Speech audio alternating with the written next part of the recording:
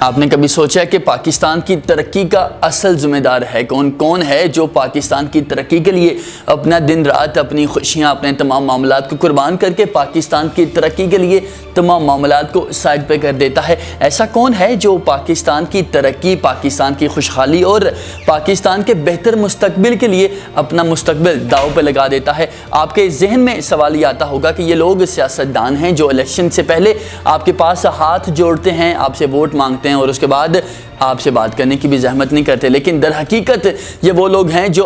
جن کو آپ جانتے ہی نہیں، جن کا آپ نام تک نہیں جانتے، لیکن ان کے ادارے کا نام ہی کافی ہے۔ میں بات کر رہا ہوں ISI کے اہلکاروں کی، جو کہ پاکستان کی خدمت کے لیے اپنا گھر، اپنا باہر، اپنا تمام تر معاملات کو چھوڑ کر ایک انجان شخصیت بن کر پاکستان کی خدمات میں اپنا سر، تن، من، دھن سب کچھ قربان کر دیتے ہیں۔ میں ہوں محمد ناصر بٹ اور آپ دیکھ رہے ہیں گو نیوز HD۔ آج کی ویڈیو میں ہم آپ کو بتائیں گے کہ کس طرح سے پاکستان آرمی کے ISI کے لوگ پاکستان کے لیے خدمات سر انجام دیتے ہیں، لیکن ان کی بات نہیں ہوتی، ان کا ذکر نہیں ہوتا، کوئی بندہ ان کے حوالے سے بات نہیں کرتا، لیکن بات ہوتی ہے تو ISI کی، بات ہوتی ہے تو ادارے کی، جس کی وجہ سے پاکستان کا یہ ادارہ دنیا کی ٹاپ 10 خفیہ ایجنسیز میں سب سے پہلے نمبر پر دیکھا جاتا ہے۔ آخر کیا وجوہات ہیں، آخر کیسی خدمات ہیں، اور آخر اس ادارے کے لوگوں نے پاکستان کی اس سرزمین میں کیا کیا کیا، پاکستان کی سرزمین کے لیے، پاکستان کی عوام کے لیے اور پاکستان کی خوشحالی کے لیے دوسرے ملک میں جا کے کیا کیا خدمات سر انجام دی،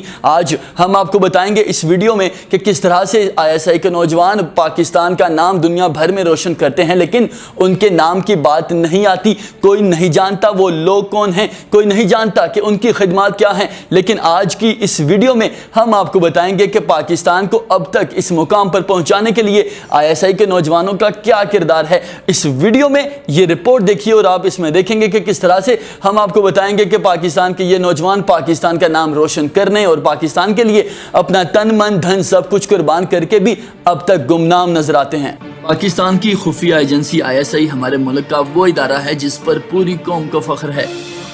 قوم کے ان جانباز بیٹوں نے دفاع وطن کے لیے جنگ ہمیشہ دشمن کے گھر میں گھس کر لڑی اور ملک و قوم کو ان گنت بڑے بڑے سانحات سے محفوظ رکھا اور جرأت و بہادری اور پیشہ ورانہ مہارت کی لازوال داستانیں رقم کی ہیں۔ اس وقت پاکستان اور اسلام کے دشمنوں کا سب سے بڑا ہدف یہ ادارہ ہے،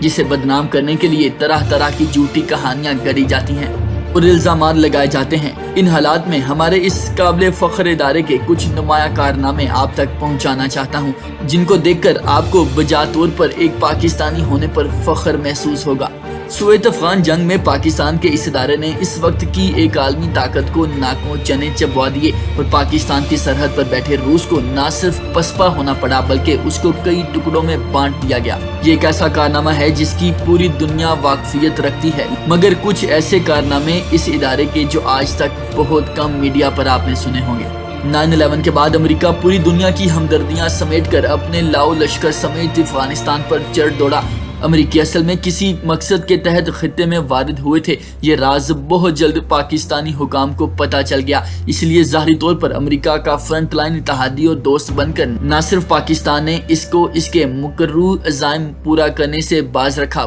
بلکہ اس جنگ میں امریکیوں نے اتنا نقصان اٹھایا جس کی تاریخ میں مثال نہیں ملتی۔ دھونس دھمکی سے افغان جنگ شروع کرنے والے امریکیوں نے جب یہ دیکھا کہ پاکستان ان کے عزائم جان چکا ہے اور زبانی طور پر اس جنگ میں اس کی حمایت اور عملی طور پر اس کے منصوبوں کو ناکام کرنے میں سرگرم ہے، تو پاکستان میں فساد کی بنیاد رکھی گئی۔ بیت اللہ محسود وہ پہلا شخص تھا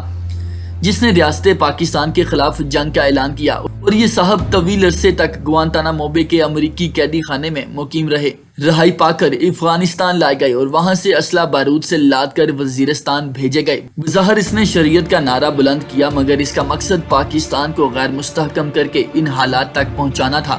جس کے بعد پوری دنیا میں واویلا مچا کر کفریہ طاقتیں پاکستان کے دفاع کے ضامن ایٹمی اثاثوں پر قابض ہو جائیں گی۔ اس مقصد کے لیے امریکیوں نے اسے رہا کیا اور اس طرح کے اسلحہ بارود اور پیسے سے اس کو طاقت بخشی۔ اسی مقصد کے لیے امریکیوں نے اسے رہا کیا اور ہر طرح کے اسلحہ بارود اور پیسے سے اس کو طاقت بخشی۔ تحریک طالبان کی بنیاد پڑتے ہی پاکستان میں نہاتے لوگوں اور سیکیورٹی اداروں پر حملے شروع ہو چکے تھے۔ دوسری طرف افغانستان میں شروع ہونے والی گوریلا جنگ امریکہ کو پریشان کیے ہوئے تھی۔ ایسے میں پاکستانی اداروں کی افغان جنگ کے بارے میں حکمت عملی کا سراغ لگانے کے لیے سی آئی اے نے بارہا آئی ایس آئی کی صفوں میں اپنے ایجنٹ گھسانے کی کوشش کی مگر اسے ہر دفعہ ناکامی کا منہ دیکھنا پڑا۔ لیکن اس وقت امریکیوں کی خوشی کی انتہا نہ رہی جب ان کو دو لوگ ایسے مل گئے جو آئی ایس آئی میں رہتے ہوئے امریکہ کے لیے کام کے لیے تیار ہو گئے۔ دراصل یہ آئی ایس آئی کی ایک چال تھی۔ ان لوگوں نے سی آئی اے کے ساتھ رہتے ہوئے سی آئی اے کو غلط اطلاعات دینے کے ساتھ ساتھ سی آئی اے کی خفیہ معلومات چرائیں اور ایسے اہم لوگوں کا سراغ لگایا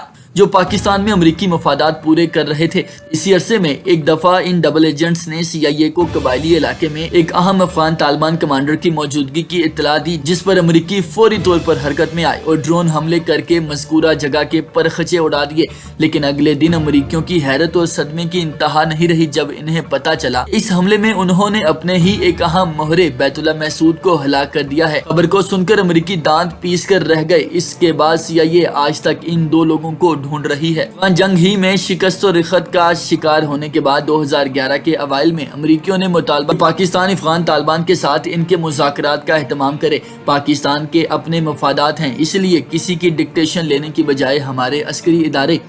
وہی فیصلہ کرتے ہیں جو ملک و قوم کے مفاد میں اور دشمن کے لیے مہلک ہو۔ پاکستان کی طرف سے تسلی بخش جواب نہ ملنے پر برطانوی خفیہ ایجنسی نے طالبان کے ساتھ رابطے کی کوششیں شروع کر دی۔ اس میں کچھ لوگوں نے بلوچستان کے سرحدی علاقے میں ایک طالبان کمانڈر جو اصل میں آئی ایس آئی اہلکار تھا سے ان کا رابطہ کروایا۔ مذاکرات شروع ہوئے، مختلف شرائط طے ہوئیں اور پھر ایک دن افغانستان کے مخصوص علاقے میں امریکیوں پر حملے بند کرنے کے عوض 6.5 لاکھ پاؤنڈ لے کر وہ شخص رفو چکر ہو گیا اور اپنی قوم کو جیمز بانڈ 007 کی مووی سے امپریس کرنے والے گوروں نے شرمندگی کے مارے اس واقعے کو میڈیا پر بالکل نہیں آنے دیا۔ اوائل میں امریکہ جب افغانستان سے 2013 میں واپسی کی تیاری کر رہا تھا تو پاکستان میں جاری کچھ تخریبی منصوبوں کو پورا کرنے اور آئندہ اس فسادی سیریز کا چارج را کو دینے کے لیے افغانستان کے دارالحکومت کابل کے ہائی سیکیورٹی زون میں واقع ایک ہوٹل میں سی آئی اے اور را کے اہلکار پاکستان میں تباہی پھیلانے کے منصوبے بنا رہے تھے۔ اسی دوران ہوٹل پر حملہ ہو گیا۔ اس میٹنگ میں شریک تمام لوگ ہلاک ہو گئے۔ اس حملے کا الزام سی آئی اے چیف نے براہ راست آئی ایس آئی پر عائد کیا اور اپنی ناکامی کا کھل کر اظہار کیا، جبکہ انڈیا اس معاملے میں کچھ نہیں کہہ پایا کیونکہ وہ افغانستان میں را کی موجودگی سے بالکل انکاری تھا۔ اوائل میں جب حکومت طالبان مذاکرات 2014 کی بات شروع ہوئی اور طالبان سربراہ حکیم محسود کی طرف سے بات چیت پر رضامندی کا اظہار کیا گیا تو فوری طور پر امریکی حرکت میں آ گئے اور ڈرون حملے کے ذریعے اسے ٹھکانے لگا دیا، اور اس بات کا واضح ثبوت موجود تھا کہ امریکی کسی قیمت پر پاکستان میں امن نہیں چاہتے۔ حکیم محسود کی ہلاکت کے بعد ٹی ٹی پی قیادت میں تناؤ پیدا ہو گیا، جس کے بعد پاکستانی خفیہ اداروں نے بھرپور فائدہ اٹھایا، جہاں آپسی لڑائی میں 104 طالبان اہم کمانڈو سمیت ہلاک ہو گئے، اور اس کے بعد پاک فضائیہ کی فضائی کارروائیوں میں بھی اسی ادارے کے لوگوں نے ہدف کی نشاندہی میں اپنا کردار بخوبی ادا کیا۔ دوستو، یہ 2-3 واقعات ہیں جن سے آپ کو اندازہ ہو گیا ہوگا کہ پاکستان کے گمنام سپاہی دشمن کی صفوں میں گھس کر نہ صرف اس کے مکروہ عزائم کا پتہ لگاتے ہیں بلکہ پاکستان کے دشمنوں کو مصیبت و ہلاکت سے دوچار بھی کر دیتے ہیں۔ رپورٹ آپ جان چکے، کس طرح سے ہم نے آپ کو بتایا کہ پاکستان آئی ایس آئی کے لوگ کس طرح سے اپنی خدمات سر انجام دیتے ہیں، کس طرح اپنا تن من دھن سب کچھ قربان کر کے آپ کی نیند کے لیے، آپ کے آرام کے لیے، آپ کے سکون کے لیے اپنا سب کچھ قربان کر دیتے ہیں۔ ہم آپ سے کیا امید کرتے ہیں؟ امید یہی کی جاتی ہے کہ آپ بھی آئی ایس آئی ایجنٹ بن کے اپنا کردار ادا کریں۔ اس کے لیے آپ کو ادارے کا حصہ بننے کی بالکل ضرورت نہیں ہے۔ آپ جس ادارے میں ہیں، جس پیشے میں ہیں، جس جاب میں ہیں، وہاں رہ کر بھی آپ ایک پیٹریوٹک پاکستانی بن کر اپنی خدمات سر انجام دے سکتے ہیں۔ اسی طرح آپ بھی ملک و قوم کی وہی خدمت کر سکتے ہیں جو ایک فوجی، ایک پولیس والا، ایک ڈاکٹر، ایک سیاستدان یا ایک بیوروکریٹ کرتا ہے۔ آج کے لیے اتنا ہی۔ اس طرح کی مزید ویڈیوز کے لیے ہمارا چینل ابھی سبسکرائب کر لیجئے اور بیل آئیکن پر کلک کر دیجئے تاکہ آپ کو اس طرح کی ویڈیوز بر وقت ملتی رہیں۔ شکریہ۔